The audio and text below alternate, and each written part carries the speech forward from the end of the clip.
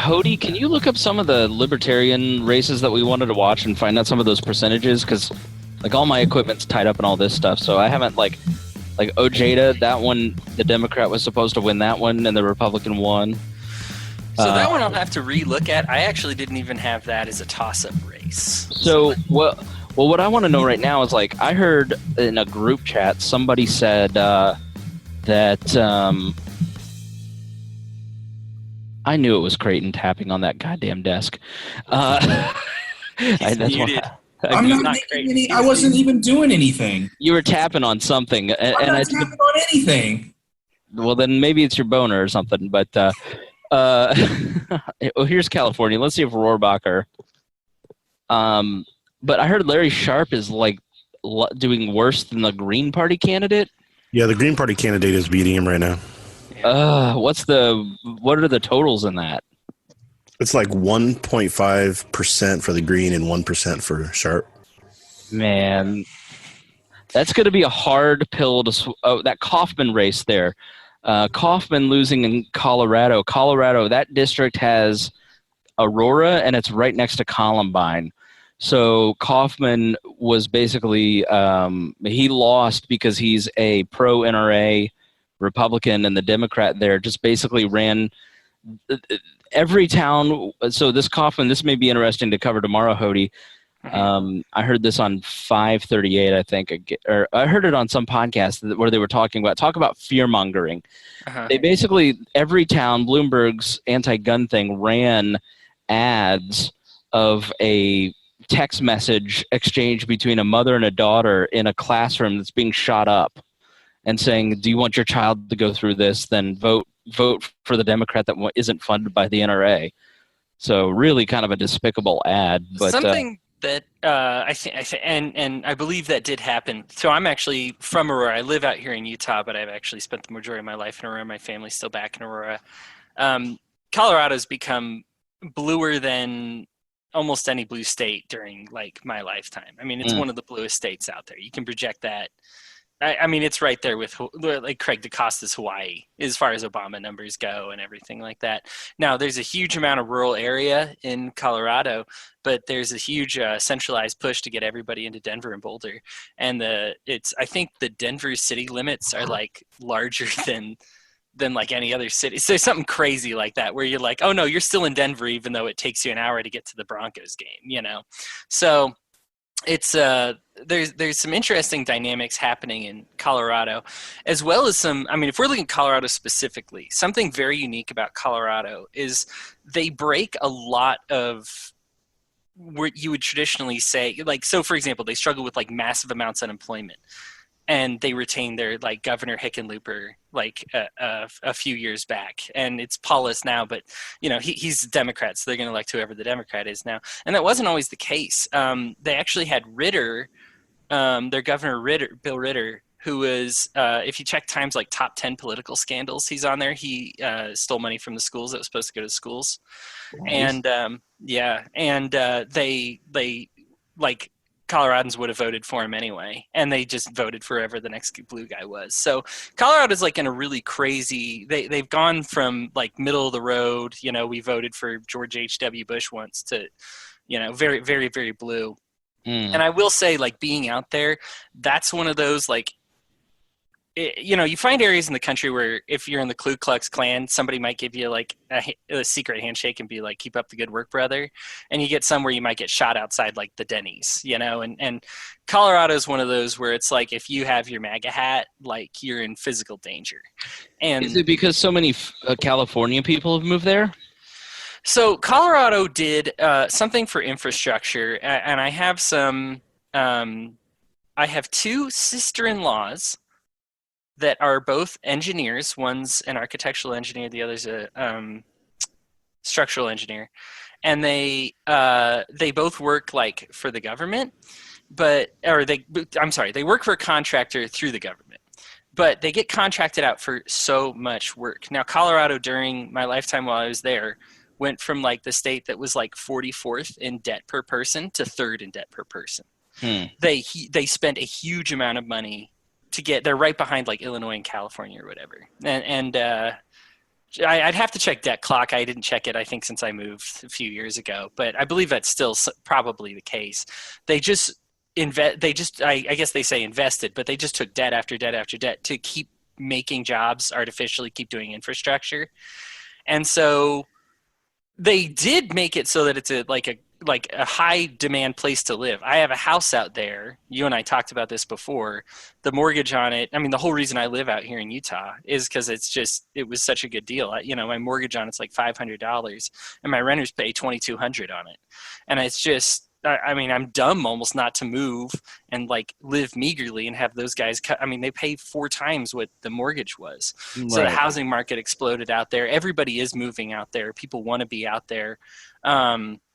Because and here's what they said, and she's a libertarian as well, my sister-in-law, but she's one of those who said it's kind of one of those like stimulus is done right, because they borrowed the money, which happened in California and Illinois, but they actually did build things with it. They actually did build infrastructure with it.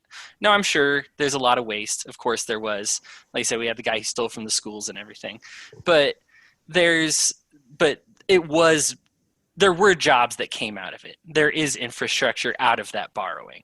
So Coloradans are actually very happy, even though their misery index is so high. It's still the most fatally drunk place you can get in the country. Like, you're more likely to die because of a drunken accident in Colorado than any other place. They get fatally drunk out there. There's like a lot of indicators that would suggest that they're unhappy, but they are so cool with like what they've done there, and they just want to keep it going. So as being from Aurora specifically, my brother was actually in the theater next to that shooting. He thought they were, he thought, I didn't even know he was there. So I never had to live through any worry. My mom did. I had no idea he was there that night. He actually was at the theater next door. The emergency exit went through the bottom of his theater. And so people started crawling out. When he heard the gunshots, it was actually during, with The Dark Knight Rises. Mm-hmm. That scene where they're on the helicopters, and he thought they were trying some kind of like new cutting edge like sound effects thing. Wow. And he was like, that's weird because there's not gunshot during this scene, but those are really realistic gunshots and surround sound and like interesting. And then like so his friend that he was sitting with went to the bottom to ask the people like, what's going on? Like, are you guys like actors? Are you guys like part of this movie? Like, that are like, run. And then his friend was like, yeah, we got to get out of here right now. Wow. So, that's crazy. Yeah, it's a wild thing. And, gun stuff, they're very anti-gun now. They still embrace some rural stuff. I guess like weed, I guess if that can be considered rural, I mean, some people might consider that urban, but as far as like growing it, I think there's still very like, almost all the Democrats out there is still like a little bit like pro-rancher, at least in like their dialect, but they're all very like, let's make this city as big as we can. Denver, like, I think they have 4 times as many empty apartments as they do homeless population. And it's a disaster of a city, but they keep financing it. And for some reason, Coloradans are just into it. I don't know. I don't know what it is, man. Like I said, it defies everything that you think should happen. You'd think they would be the reddest state after going through this, but they're just not. I saw it go across the screen, but Rod Bloom is down in Iowa, and he's also a liberty-leaning Republican. Is he for governor? No, House. House. Yeah. Massey got reelected, though, and I'm assuming Amash did, even though I haven't seen his stuff. That's the thing. So I switched it, but when you watch the Fox News crawler at the bottom, Michigan was supposed to be one of these places where they're really going to turn blue, and it didn't happen. I think they really like Amash in his district. Yeah. There's that Kaufman Hodey. Yeah.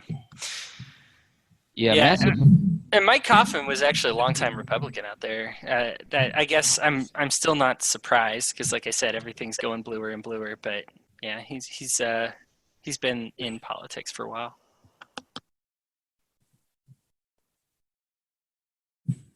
I don't know. I think the biggest takeaway for me is that it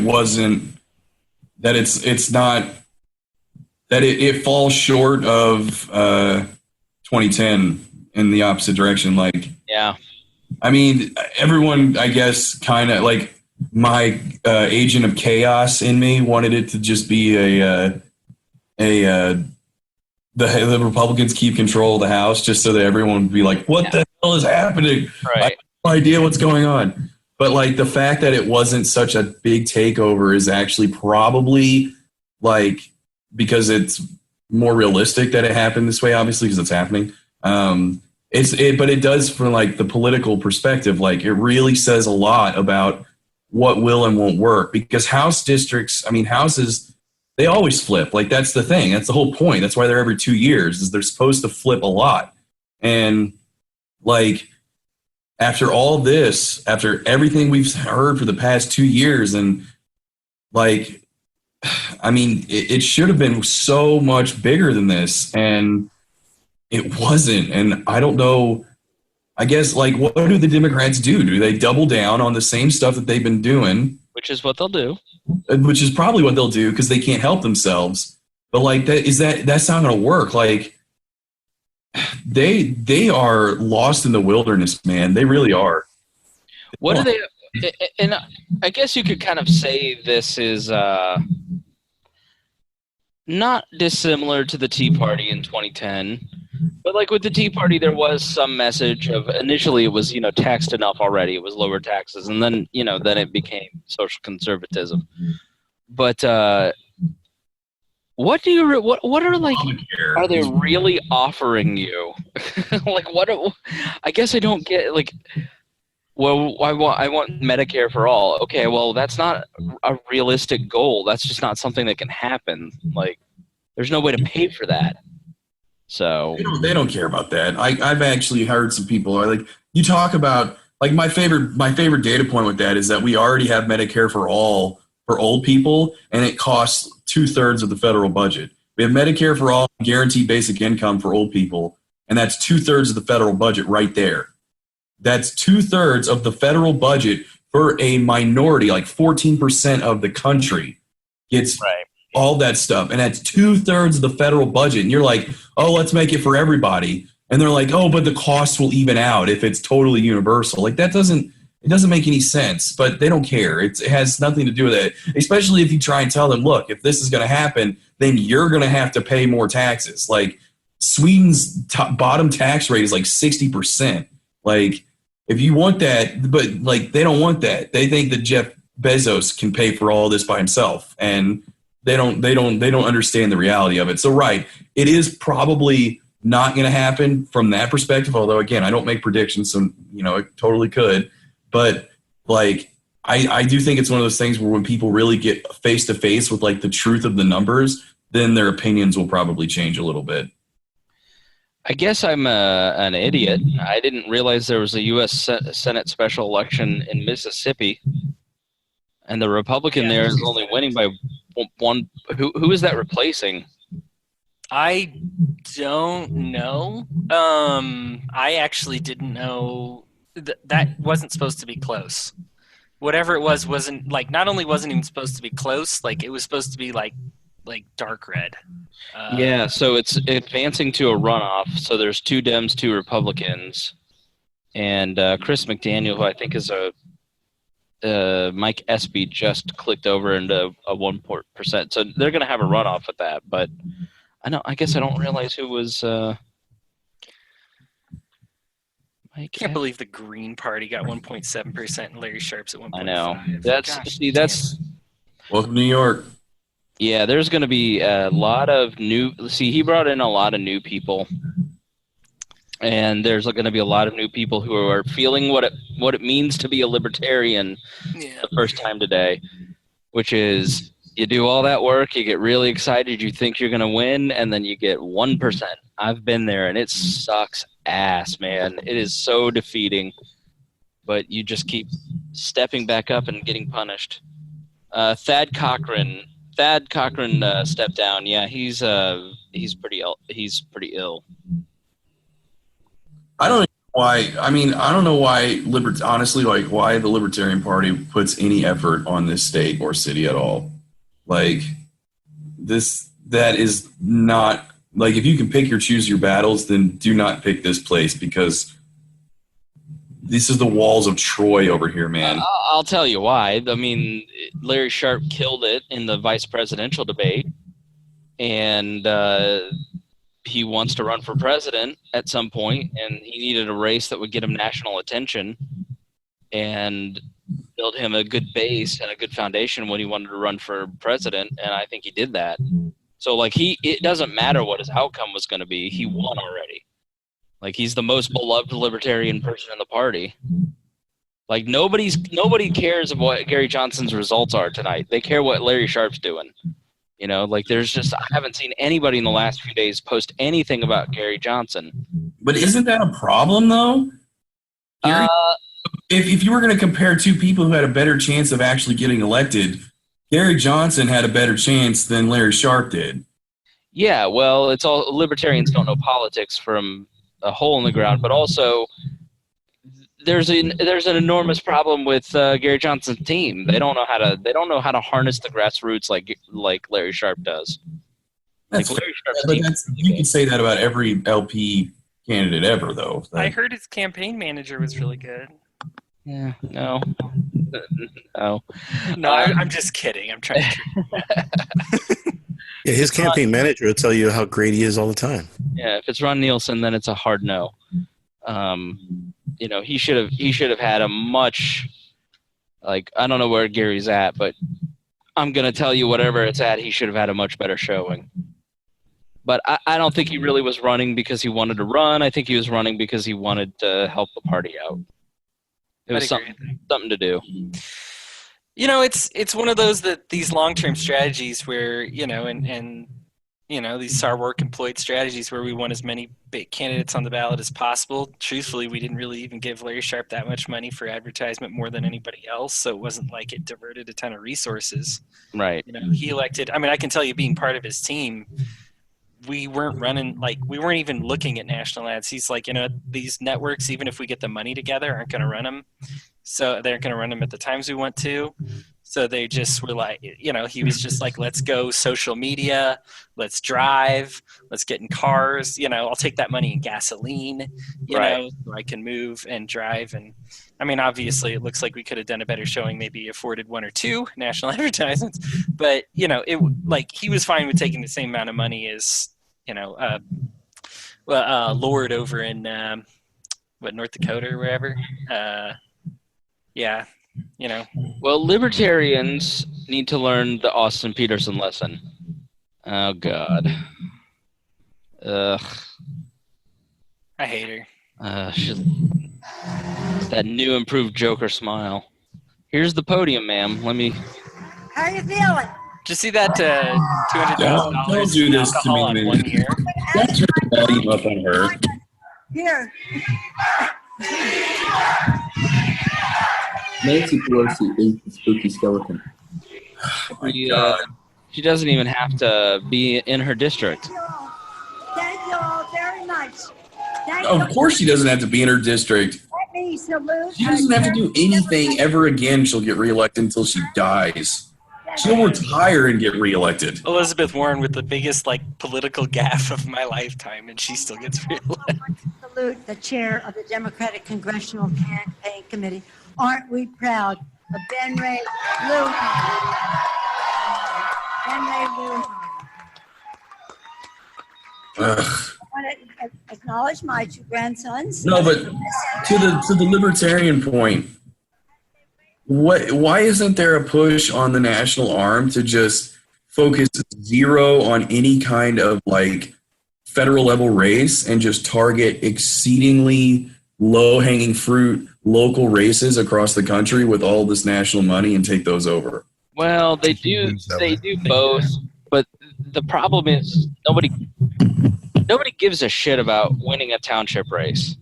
Right, no one cares as far as in politics, but the thing is if you can say that you've been elected as a libertarian, that goes a lot further than saying, why don't you make me the first one to be elected as a libertarian? Yeah, the other problem is, look at Ed Coleman.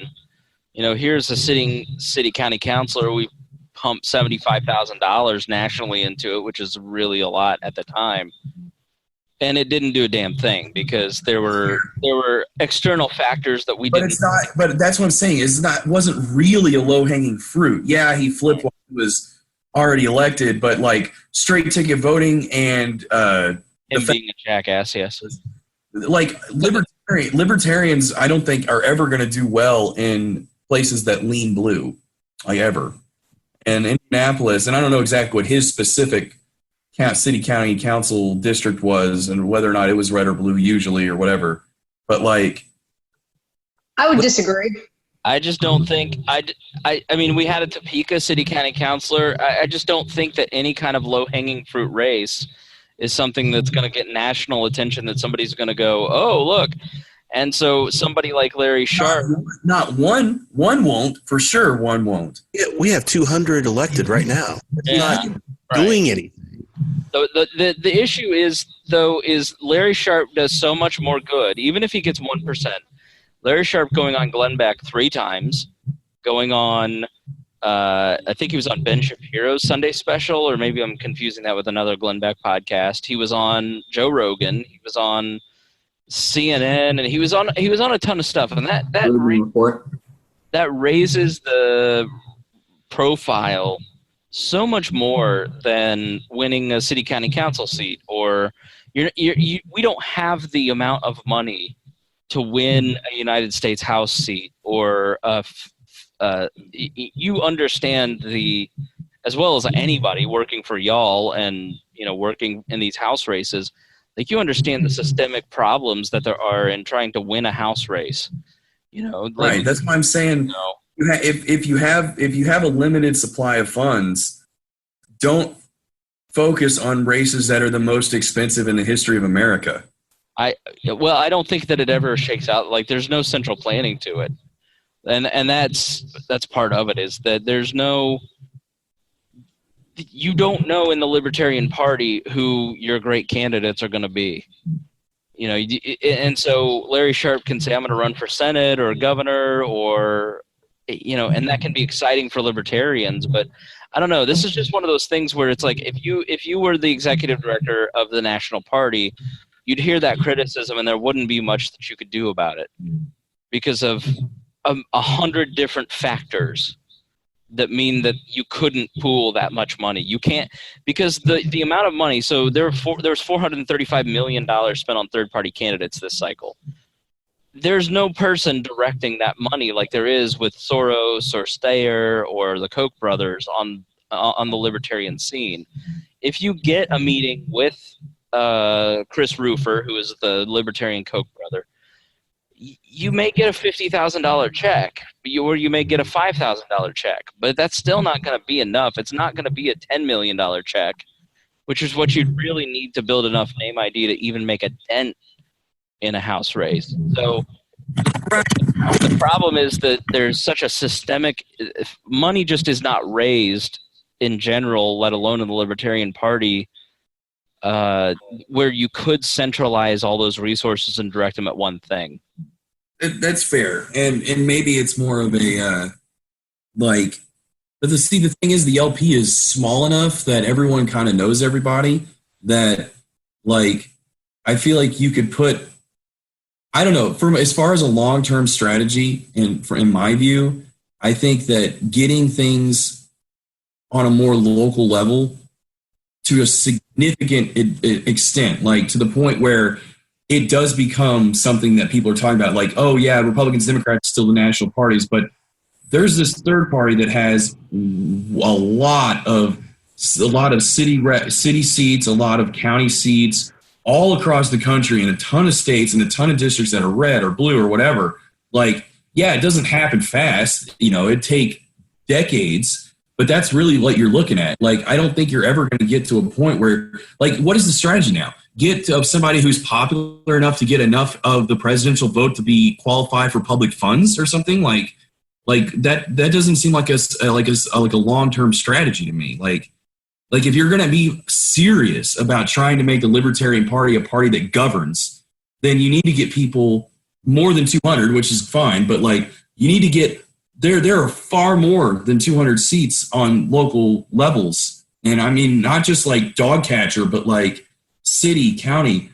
I mean, and there's got to be low-hanging fruit out there for you to get enough people out there to actually make people have a conversation, because they're working with these Democrats and Republicans, and like maybe there's some sort of critical mass or something, but like to me that seems like a better long-term strategy for growth than trying to get the next celebrity guy to just darts on the the issue is that you have so few libertarians, like having trained all these students, like the kids that came out of what you guys were doing at y'all and what Cliff Maloney's doing, they're creating activists who actually understand politics and know how it will work. I never worked with anybody in the local Libertarian Party in the decade that I was really working hard with the party. I never really met anybody who understood how politics works, except Evan McMahon, and it's because he switched parties too. There's just very few people who are in the Libertarian Party who are in a leadership level who understand that you have to go knock on doors, that you have to do these things. They think if I throw $500 worth of radio ads up at the end of this race, then I'm a shoo-in to win. And it's like, no, that's not even going to make even a remote dent in this. That rarely does make dents ever for anybody. Right. And so, you have to do what Jeremiah did, which is be a member of the community for a long time, be a prominent voice in the community, serve on, some park board. You have to then knock on every door. Then you have to send a mailer, do a radio ad, get billboards, get yard signs. The amount of work that takes is not something that a lot of libertarians actually want to do, because they really, I don't think many people do. I don't think people in the Republican Democratic Party necessarily want to do that stuff, but they do it because there's power behind it, or there's money to be made by being one of those people knocking on doors and being the strategist. So the problem with the growth, the long-term growth of the Libertarian Party is really systemic, and it starts with people actually first embracing politics and how it works, and second executing it and over and over and over until they've perfected it, and then teaching a bunch of other people how to do it. And I just don't see a lot of temperament. So I hear what you're saying, and I think you're exactly right. It's just not how it works. It's not how the party is made up. The party is made up of people who were sitting on a night like this, watching their TV going, something is not right. I need to make a difference. How do I do it? They listen to a podcast or they watch a YouTube video. Then they contact the local party. They go hang out at meetings. They do stuff like that, but there's never really like hardcore grassroots education and then multiple applications of it. Because if you're a Republican and you're 18 and you want to go out and you want to learn how to do politics, well, you got like 10 different opportunities a year. You could work on 5 different campaigns. So, you know what I'm saying? Like, those 10,000 hours really do matter. Like working with Americans for Prosperity or Young Americans for Liberty, you're going to get those reps, and you may be flown to different locations, but you're going to get those reps. And local people on the ground in their local community at the Libertarian Party level don't get those reps unless they live in a place like Henry County, where you've got Rex Bell and then Jeremiah carrying on the torch, and repeated multiple cycles where the same people are doing politics. So if you want the Libertarian Party to grow, yeah, you're right. You've got to have the Danny Lundys of the world going out, knocking on doors, doing politics the way they're supposed to do it, and he got a 17% result in a 4-way race. That's huge. It's not a win, but it's a really good base. It's enough. It's 1,300 people. He now has a constituency. And if he does it about 3 more times, he's going to win, But how do you say to somebody, I need you to do this again 2 more times for the next decade, and you're probably going to lose, and then you might win on the 4th time, So it's just a really hard sell. You have to be really committed to it.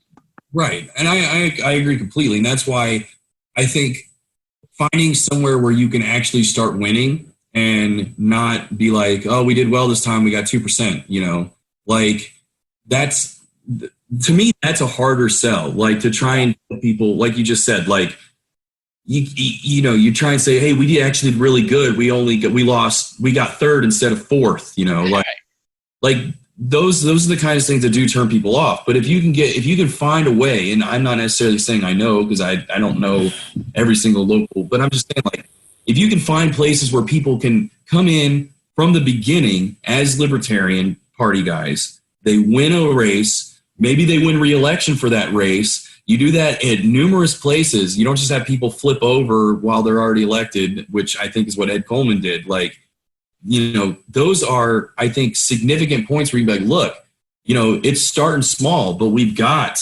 people who are, part of our party and they're winning. It's not as sexy as the House. It's not as sexy as a governorship. It's not as sexy as, as a mayor. But like, right. We have people who are elected representatives from our party all over the country in all of these places. You just have to, honestly, it's just going to have to, you have to be on the ground and you have to know where those low hanging fruit are at. And like I said, obviously New York isn't a low hanging fruit, and maybe he's getting good name recognition and whatever happens and whatever happens. But like, for me, like, I'm looking at this from the perspective of, I want people who have these ideas to actually be in office. Like, yeah. Well, you have to have, there's two levels to it. So look at Indiana as the model, because that's what we're familiar with. You have to run somebody for Senate, and you have to run somebody for governor. And the reason is because they get to be in the televised debates. And you know that Lucy Brenton Lucy's not going to win.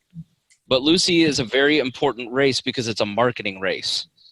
And so it's that person that it's that ballot access. It's ballot access with Mark. Yeah. So you have the marketing race.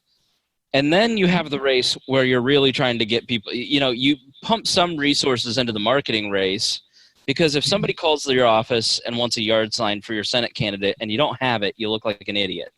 You look small time. So you got to have some resources. But, Rex Bell and Henry County, and that's where we put the resources. That's where we ran people. Mark Rutherford went and, campaigned in Montgomery County because that's where we have our highest vote totals for whatever reason. But Rex Bell, when he ran for U.S. House, he was winning precincts. Like, show me another person who was running for U.S. Congress and winning precincts. And that may not mean anything to anybody, but it means something to me, because it tells me that, okay, here's the model. And so you have somebody like people in an area, right? So you have somebody like Rex, who has been sort of he does a bunch of writing for the local newspaper, very personable, a respected member of the community. He runs for the same race a couple of times. Then he's like, I'm going to move up a little bit, and and then he's built a base of people, and he's built a county party that is lasting beyond his time. It's spread over into Henry County and Randolph County and Union County and Wayne County. And so you now have an organization where you're building on what he did. Jeremiah, the Boss Hog guys. So, that's part of what the Boss Hog of Liberty is about. It's about building on what Rex did by kind of, Rex wrote for the newspaper because Rex's generation read the newspaper. Well, okay, let's do a video podcast. Let's do a podcast. And I'll be really interested to see Jeremiah's results, because he has a real shot at winning. And so you have to have your marketing races. And yeah, you have to put some resources into it, but those races are important. Larry Sharpe is really important to the health of the party, because he gives those new Gary Johnson voters somebody to believe in. They may not have anybody in their local area, and they're watching the campaign and they go, okay, this is how politics is done. So those marketing opportunities are really important. But yeah, the real resources ought to be put in the Jeremiah Morrill, in the county council districts. Jeremiah wins county council. He serves in county council for a couple of terms. and then he runs for state house and he wins for state house. So Rick Scott, I think, is accepting. And I also hate to burst your other bubble, but I guess Christy just said that Jeremiah finished in third with 12% and Keenan Gray won. Oh, that's a ball buster. That sucks. It looks like our at least one of the Libertarians in New Hampshire was very sorely beaten. So Jeremiah 2,100, 1,400, and 490. I think it's funny that like our best, like we could pour infinite amounts of money into it, but currently our best candidate in the nation tonight has been Lucy, and that's because of a dumb Trump tweet. Like, stupidest. Yeah, I mean, doesn't matter how hard we try. Well, I don't think It really can't be understated though, because so much of the party resources in most states just have to go every single year to petitioning and everything. That like all of this volunteer energy and all of this money could go into good local campaigns even, but it has to go to just being able to get on the ballot as your party, because otherwise you end up having to get, you can, in some states, Tennessee is the perfect example. They're doing a thing where they're like flooding the governor's race because it's easier to get on the ballot as an independent than it is to get on the ballot as a libertarian. Thousands of people were inspired by Larry Sharp's campaign, and 10% of the, let's say if 10% are going to actually get motivated, actually contact the party, and 1% of those are actually going to do something. But that could lead to real results, and so you could end up with 500 Jeremiah morals out of the Larry Sharp campaign, and that's what you want. And it also helps identify, the Lauras, the party leaders. So these races are really important, even if they get 1%, and it seems like they're wasting a lot of money. So there are benefits to it in growing the party in other areas. And I don't think you can say that Lucy won just because of Trump. She put a lot of work and effort in and won several debates that she was in. I think being in the debate helped her a lot. But she was pulling 4% in every county. Every time the results would come in, it wasn't like she had to drop and then come back up and drop, come back. She hovered at 4% throughout the entire state, which is, in my opinion, pretty amazing. So what would you say the difference was between like a Lucy who actually pulled down the 4% and a Sharp who was polling the 4, 5, 6% and didn't pull it down? Well, I think part of it is that New York is a different animal than Indiana. It's very, yeah. I mean, every year, the Republican, the Libertarian presidential candidate's polling at 10%. Yeah, the only poll that matters is the actual count of votes. Yeah, but like I'm just saying, like, what's the difference between like a Lucy, that number is actually factually happens? Okay, we lost all of our state level elected representatives.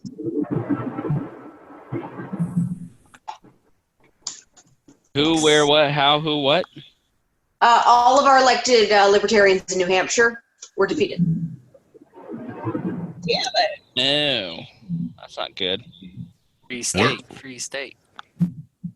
I'm checking Nebraska right now.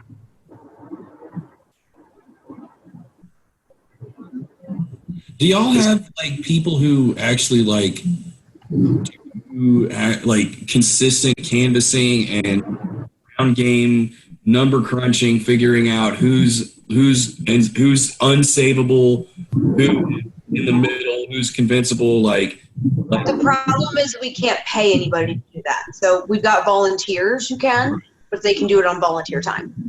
right? But that's common. That's common amongst all campaigns, though. Is that you want to No, that's kind of one of the big problems is that at least the old parties, they have some basic form of infrastructure. They have people at the party level who are able to do those and get the basic figures to you.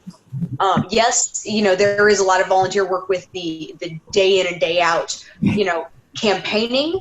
But when it comes to identifying races that you should put donors towards and actually are trying to gain for political advantage, generally there's people who that's their job. Right. There are people who are hired to do those kinds of things, but I know in my experience, like I've canvassed for people just because I drove up there and canvassed for them. You know, like but I canvassed for them because I like them. Obviously, I wouldn't go up. Well, yeah, but that's the just day-to-day campaigning. That's not identifying winnable races. No. I'm talking about going and figuring out. I mean, it was for a campaign, but it was far enough in advance where it's like we're just trying to figure out who we should even talk to, like trying to figure out who we should actually focus our energy on. And you can only do that by getting an actual map of people's sentiments in your entire universe of people who are going to vote for you. And right, Republicans and Democrats have a bit of an infrastructure set up. They can say, all right, this is what we had last time.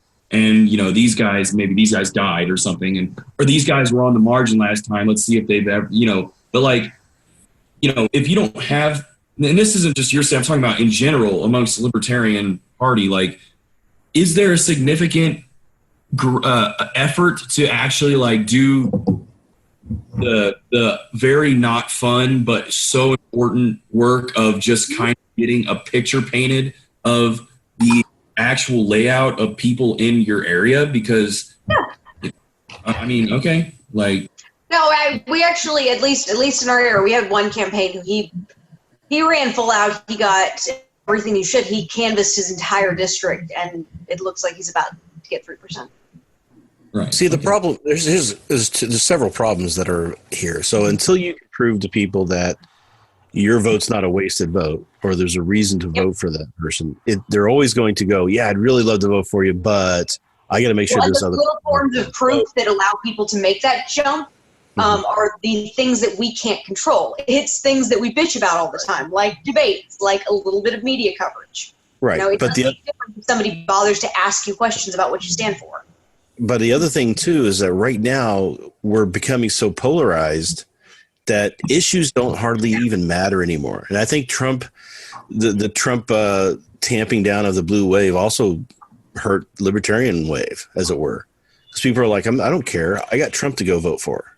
As a party, there's so many systemic problems that have to be fixed at the legislative level, at the legal level, that really, before you can start talking about I just see a lot of the same sort of hopeful, dreaming statements every single year, and like I just saw it again in one of our chats. It's like, well, Lucy may not have won, but cost per voter, she did really well. It's like, but here's a shit about how much money you spent. You know, it's like, did you win or not? That's what people care about. And if you want to win, you got to start lobbying state legislatures to gerrymander favorably, get rid of straight ticket voting, do things that are fair and equitable to anybody that isn't part of the establishment. But what I want to say is that we don't realize how much power that so you could say that the Libertarian Party is not doing what it should be doing, but it's been growing, you know, for decades, and you say it's going to take decades to do this. Well, that's what we've been doing for decades. We've been focusing on making sure that we got people elected all across the country in as many races as we can. We're growing. We're the only party that can be on all 50 ballots. We're, you know, the only legitimate third party. No other party's been able to do any better, and most of them do far, far, far worse than we do. So we're obviously doing something right, but the problem is a lot of libertarians want to win without realizing that they still have a lot of power within this country that they're not tapping into and understanding that they have. Right. So how many elections or how many of these races are so close and neither candidate got over 50% and the split is covered by the Libertarian. So all the other parties have to do is start realizing they need to court the Libertarians, or at least address the issues that we're concerned about, and to get some of those votes. You know, we can joke about it a lot. But that gay marriage canvas used to be really problematic issues.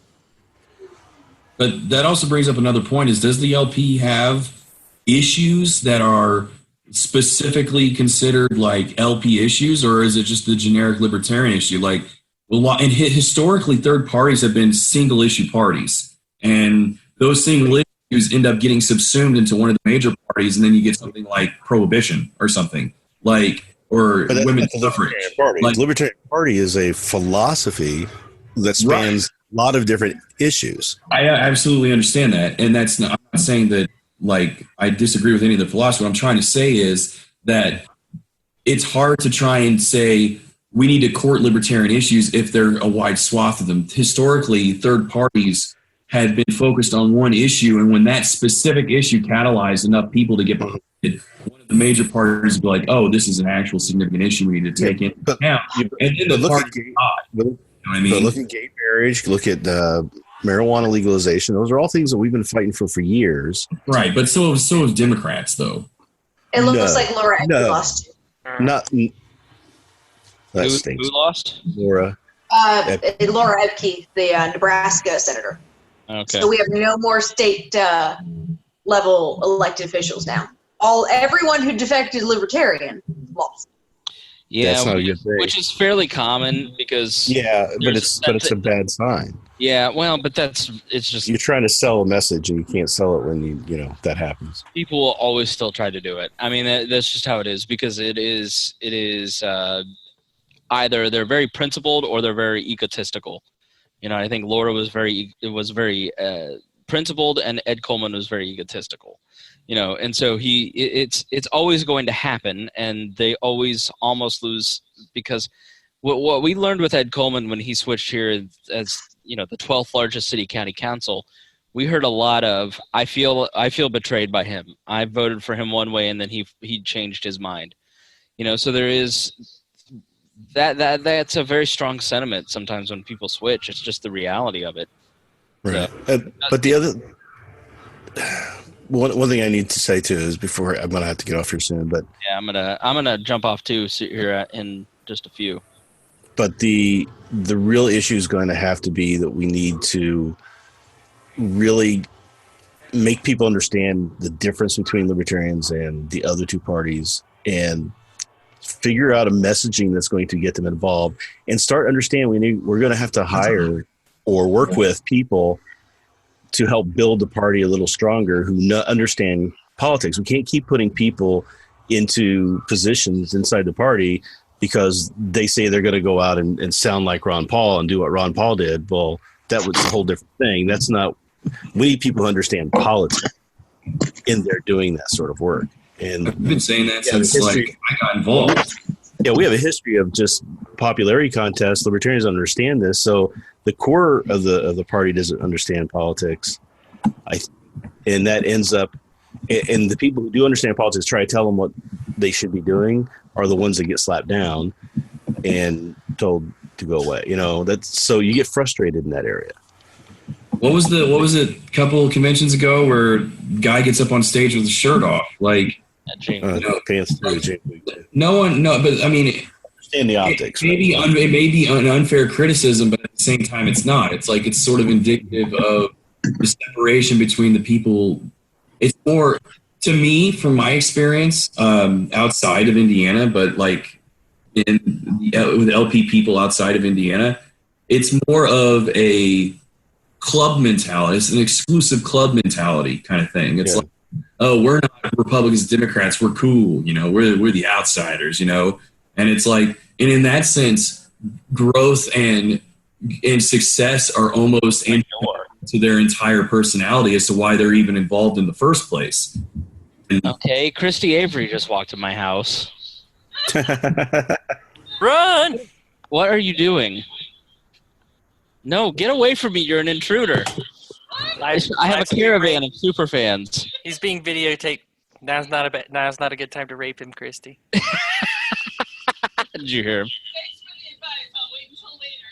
All right. Well, should I keep the stream going or should I shut it off? No, I'm out of here, bro. Nope, keep it going until the sun comes up.